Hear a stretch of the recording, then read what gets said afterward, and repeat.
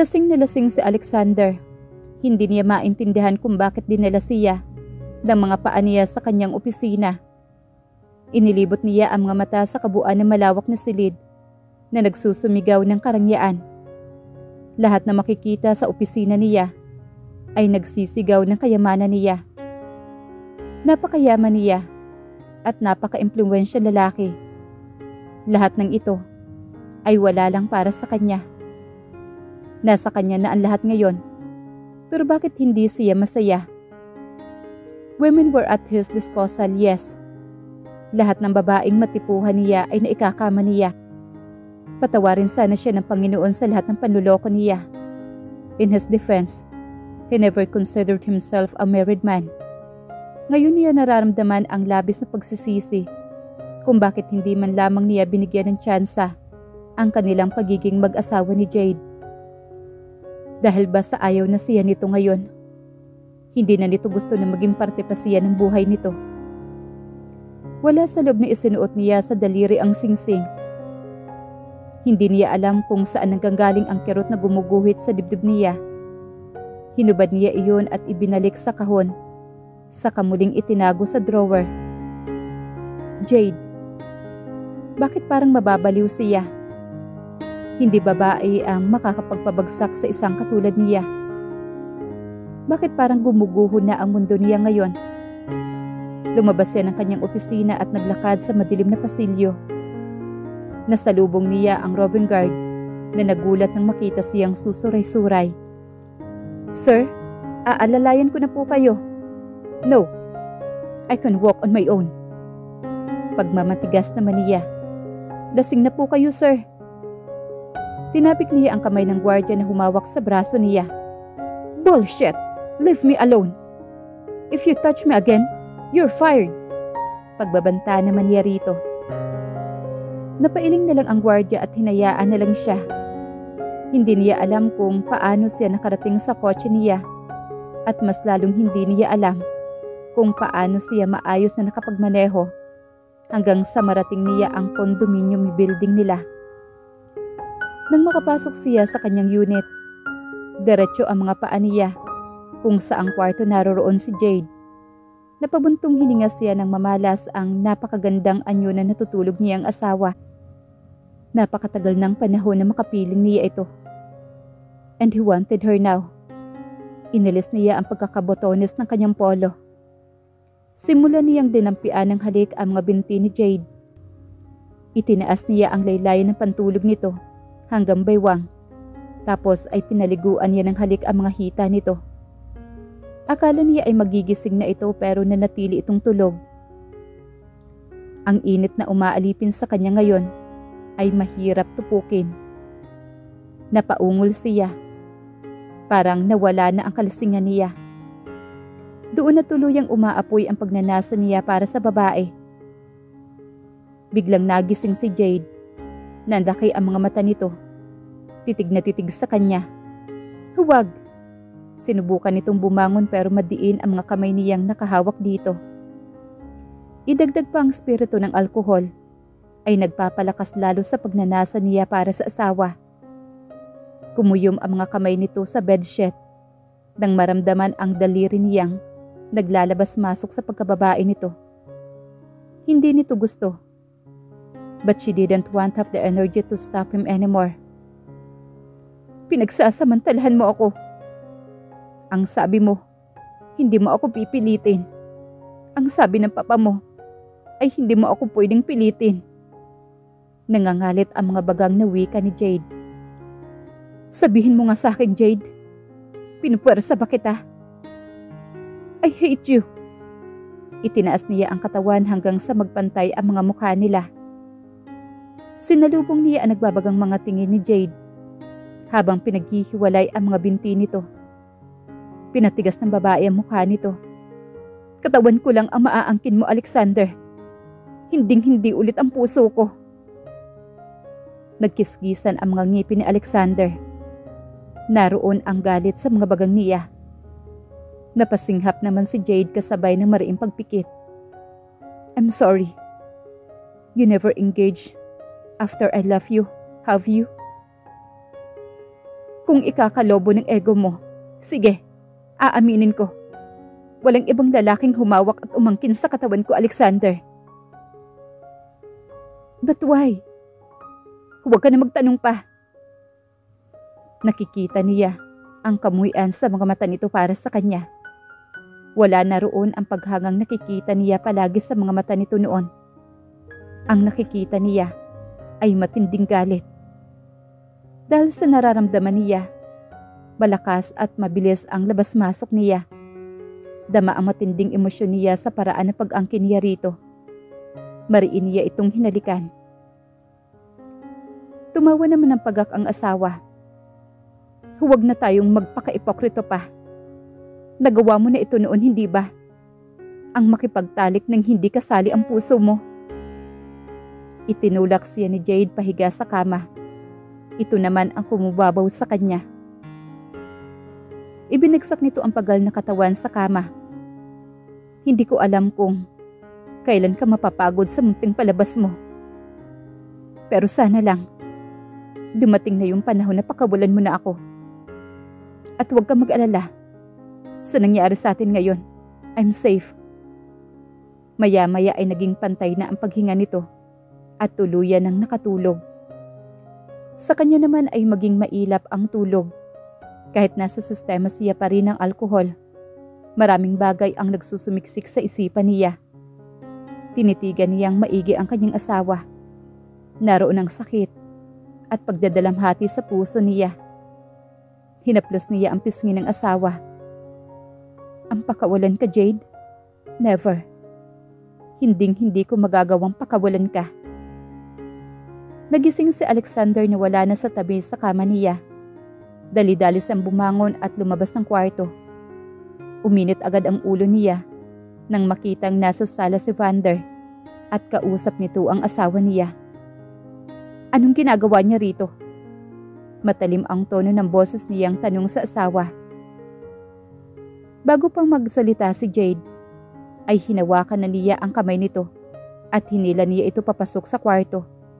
Galit na iwinasiwas ng babae ang kamay niya na nakapulupot sa braso nito. Huwag kang bastos, Alexander! Sikmat nito sa kanya. Bakit mo kinakausap si Vander? Bakit? Bawal ba? Kung sasabihin kong oo. Nagsalubong naman ang mga kilay ni Jade. Kung ano man ang nangyari sa atin kagabi, hanggang dun lang yun. Hindi kita binibigyan ng permiso para pakialaman mo ang buhay ko. Gagawin ko ang gusto ko. At anong nangyari sa atin? Pumalatak naman si Jade. So ano ngayon? Ano naman ngayon sa'yo? Nagawa natin iyon noon bago pa man tayo ikinasal. Pero ikaw, hindi ba? Nagagawa mo rin sa ibang babae? Na kahit alam mo sa panahong yun, ay nakatali ka na sa akin.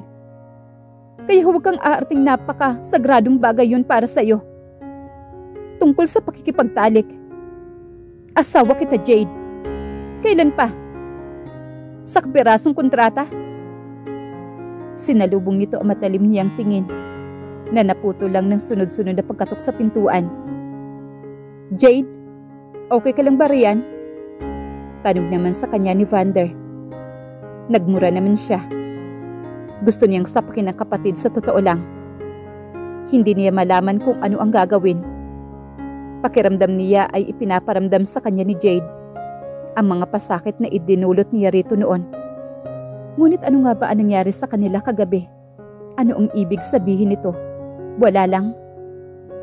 Okay lang ako, Vander.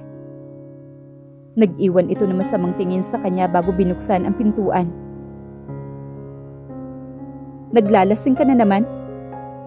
Naging sunod-sunod naman ang pag-iling ni Albert nang madatnan nito sa Alexander sa club at umiinom na mag-isa. Pero kahit gaano karaming alak ang ubusin niya, ay hindi pa rin mabura ang imahe ng asawa sa kanyang balintataw at paulit-ulit niyang naririnig ang mga sinasabi nito. Hindi ibig sabihin na binangyari sa ating dalawa ay binibigyan na kita ng permiso na pakialaman ang buhay ko. Gagawin ko ang gusto ko. Ginawa nga nila. Ano naman ngayon? Nagawa na natin iyon noon bago pa man tayo ikinasal. Yung man nangyari sa ating dalawa. Hindi no napigilan ang pakikipaglapit mo sa ibang babae. Kahit alam mo may pananagutan ka na. Kaya huwag kang aarting napakasagradong bagay na yun to para sa'yo. Ang tungkol sa pakikipagtalik. Para kay Jade, it was just an intimate. Dapat wala lang ito sa kanya. He has pleasured so many women in the past. Para sa kanya, wala lang yun. Pero ganoon nga ba ang gusto niyang gawin ngayon ni Jade? Gusto niyang yumapos na ito sa kanya. Sumiksik sa kanyang katawan. Ngunit hindi gusto iyon ni Jade. Pero bakit nga ba? Naisang bunot niya ang mga kamay sa magulong buhok. Gulong-gulo na ang utak niya dahil sa kanyang asawa. Ano ba ang pinagkakaganyan mo, ha? Ano bang nangyayari sa'yo? Ano ba ang nangyari sa San Ignacio? At nang dumating ka dito, hindi ka na namin kilala. Para ka namang iniwan ng asawa niyan. Muling wika naman ni Albert. Yes, I am married. And yes, my wife wants an annulment. Halos isigaw niya sa mukha ng kanyang kaibigan. Leave me alone, Albert. I want to be alone. Magaras na wika niya sa kaibigan. Sabi ng mga crew dito, ilang araw ka nang nag-iisang umiinom. I said I want to be alone. Napabuntong hininga naman si Albert. Bahala ka. Pagkaalis ng kaibigan ay tinawagan naman niya ang kanyang ama. Pa, I want to tell the whole world that she's my wife. You do that, and I'll make sure you won't see her ever again. Nagbuga ng hangin naman ang matandang senyor sa kabilang linya. If you want her back, you have to win her heart. Hindi ko bibigyan ng permiso na ipangalandakan mo sa buong mundo kung sino siya sa buhay mo. Pagkatapos ay mauuwi rin lang sa hiwalayan ang lahat. Bakit ba iniisip mo na mauuwi lang sa hiwalayan ang lahat, Papa? Dahil hindi na ang Jade na dating kilala mo ang iniwan mo noon. After 10 years ay ganun pa rin. Nauunawaan mo ba ako, Alexander? Kumuyom naman ang mga kamay niya. Ano bang problema mo, Papa? Bakit mo ginagawang mahirap para sa akin ang lahat? Dahil malaki ang paghihirap ni Jade. Dahil sa ginawa ko. Na dapat ay nagpakasal siya sa isang lalaking matino. Pero natali siya sa'yo. Mariin siyang napamura. Pero bakit gusto mong ayusin namin ang pagsasama namin? Babalik na sana ako ng Maynila na mag-isa. Din sinabi niyo na ayusin namin ang kasal namin.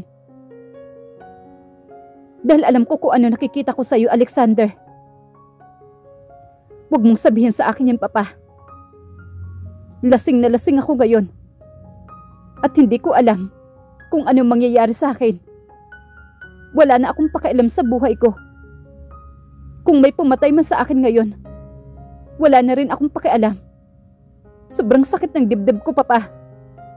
Hindi ko na maintindihan kung ano pa ang nangyayari sa akin ngayon. Huminga naman na malalim si Senyor Manuel. Umuwi ka na. Huwag mong sayangin ang araw na ito. Bigyan mo ng pagkakataon para magawa mo. Nababayaran ang lahat ng kasalanan mo sa asawa mo. Gawin mo ang lahat para ka muling mahalin ni Jade. Iyon lang at nawala na ito sa kabilang linya. Inas niyang inihagis ang cellphone. Wala siyang pakialam kung sino man ang matamaan niyon. Galit na galit siya. At ramdam na ramdam niya ang pagiging miserable niya. Hindi maintindihan ni Jade kung ano ang gustong palabasin ni Alexander sa halos araw-araw nitong paglalasing. Ano ba? Nalulugi na ba ang kumpanya nito? Kung ganoon ay dapat ipinaalam iyon sa kanya ni Senyor Manuel. Wala ring nababanggit si Vander na problema sa kumpanya nang dumalaw ito. Hinipan niya ang mga hibla ng buhok na naligaw sa tapat ng mukha niya at pinamaywangan ang asawang lasing na nakaupo sa sofa. Jade. Usal nito sa pangalan niya habang nakapikit. Jade. Nilapitan niya ito at tinapik-tapik ang balikat. Maglalasing ka na lang ba palagi? Ayusin mong buhay mo, Alexander. Kapag hindi ka tumigil sa pag-iinom mo, lalayasan na talaga kita. Bahala na magalit ang papa mo. Akala mo ba gusto ko nandito ako, ha? Hinuli naman ni Alexander ang kamay niya at mariin siyang tinitigan nito. Napakawalang hiya ko bang tao para sa iyo, Jade? Nagulat siya sa tanong nitong iyon. Napakawalang hiya nga ba nito sa paningin niya? Oo, napakawalang hiya nito. Dahil yung paninindigan niya sa sarili niya, ang paniniwala niya sa sarili niya. Sa loob ng maraming taon, ay sinisi niya ang sarili niya kung bakit hindi niya magawang maging sapat para sa lalaki. Minahal niya ito, simula ng bata pa siya. Ibinigay niya ang sarili rito dahil mahal niya ito. Pumayag siyang pakasalan ito dahil iyon ang katuparan ng kanyang mga pangarap. Pero yung mga pangarap na yun ay nawala lang nung iniwan siya nito. Lasing ka na, Alexander. No. Sagutin mo ako. Gusto kong marinig, Jade. Kapag hindi ka nalasing, sasagutin ko yung tanong mo. Jade. Pumikit uli ito at isinandal ang ulo sa sofa. At mapait na napangiti ito. Patawarin mo ako. Nanigas siya pero mabilis niyang hinamig ang kanyang sarili. Ikukuha lang kita ng pamunas. Tumalikod na siya. At narinig pa rin niya ang sinabi nito. I think I'm in love with you. Napasinghap naman si Jade at nilingon ang asawa. Tulog ito pero nagsasalubong ang mga kilay. Bumuntong hininga siya. Lasing lang ito. At malay ba niya kung para saan ang mga sinasabi nitong iyon? Isa pa, hindi naman ito marunong magmahal. Maayos na ang pagkakahiga sa mahabang sofa ni Alexander. Hinubad na niya ang sapatos at medyas nito nang marinig niya ang mga katok sa pintuan. Alexander, open up! Tinawagan ako ni Albert. Naglalasing ka raw mag-isa. Crap bro, dapat nag-aaya ka. Kaya naman, dinala ko ang mga kasama natin at nagsama rin ako ng mga babae. Naningkit naman ang mga mata ni Jade habang nakatitig sa LCD screen ng video doorbell. Frowning, she opened the door. Anong kailangan nila? Mataray niyang tanong. Hindi agad nakapagsalita ang mga ito. 3 lalaki at 2 babae na halos fishnet lang yata ang suot. Matatangkad ang mga ito at magaganda ang pangangatawan. They were like a supermodel. Lalo na ang mga babae na malinaw ang hubog ng katawan dahil sa hapit at maiksing kasuotan nito. Nagulat naman ang mga ito na mabungaran siya. Ang lalaki may hawak ng inumin ay tiningnan pa ang number ng pintuan. Kung yun nga ba talaga ang condo unit ni Alexander. Who are you? Tinitigan siya nito mula ulo hanggang paa. Hinayon rin ng tingin ng mga lalaki. Gumwapo pero wala siyang pakialam. Lalo na at may hawak itong bote ng alak. Hey, I know you. Sambit naman ng isa pang lalaki. Bumaling naman siya rito. You were that girl from the coffee shop. Tama ba ako? Dito ka nakatira? Kita niya ang pagkagulat sa mukha nito. Oo, dito ako nakatira. Wow, ako nga pala si Albert, ang kaibigan ni Alexander. At ikaw si Jade. Kaibigan niya ako mula sa San Ignacio. Pinadala ako ng papa niya para bantayan siya. Pagsisinungaling naman niya rito. San Ignacio? Sambit naman na nakalingkis ng mga babae. Di ba, Kalex? Tanungin mo nga kung anong misteryo ang naganap doon sa San Ignacio at parang nababaliw na si Alexander. Sinaway naman ito na nagpakilalang si Albert. Huwag mo silang pansinin. Ako nga pala si Sian. At si Calex nga pala. Mga kaibigan din ni Alexander. Si Calex ang may hawak ng alak. At si Sian ay nakaakbay sa dalawang babae. Hindi niya maitago ang pagsimangot. Palagi ba kayong may dalang alak at babae kapag dumadalaw dito? Tumawa naman ang may hawak ng alak. Not always. Minsan lang kapag may problema sa Alexander. Anong problema ni Alexander? Nilingon niya ang nahihimbing na binata sa sofa. Saka humugot ng hangin bago binalingan ulit ang mga kaibigan nito. Bumalik na lang kayo sa ibang araw. Tulog na si Alexander. Sasabihin ko sa kanya bukas na dumaan kayo rito. Aangal pa sana si Calex pero inawat na ito ni Albert. Pwede pa tayo magparty sa club, hindi ba? Pero hayaan na muna natin dito sa Alexander. Hayaan natin siya makapagpahinga. Ilang araw nang nangangalumata yun. Ngumiti ito sa kanya. Aalis na kami, Jade. Pasensya ka na sa estorbo, ha? Tumango lang naman si Jade. Mabuti naman at mukhang matino itong isa sa mga kaibigan ni Alexander. Sa pasilyo ay naririnig pa niya ang mga usapan ng tatlong lalaki. Habang nakatayo siya sa tapat ng pintuan at tinatanaw ang mga ito. Pwede nating iwan ito sa Sophie. Doon sa kwarto ni Alexander, what do you think? Wika naman ni Calex. Ginagawa na natin ito dati, di ba? Wala namang problema doon kay Alexander. Lasing ka na, Calex. Wika naman ni Albert. No way. Sino ba ang babaeng yun? She act like a nagging wife. Hindi naman asawa yun ni Alexander, hindi ba? Paano ka nakakasigurado? Wika naman ni Sian. Una, dahil single si Alexander. And because Alexander have surely gotten her pregnant. At pwede na sila magpakasal? Aminin natin, that woman is so gorgeous. Nawala lang ang boses ng tatlo nang pumasok ang mga ito sa elevator. Napailing-iling naman siya. Mali ang mga ito. Hinding-hindi mangyayari na mabuntis siya ni Alexander dahil hindi nito gusto na siya ang maging ina ng magiging mga anak nito.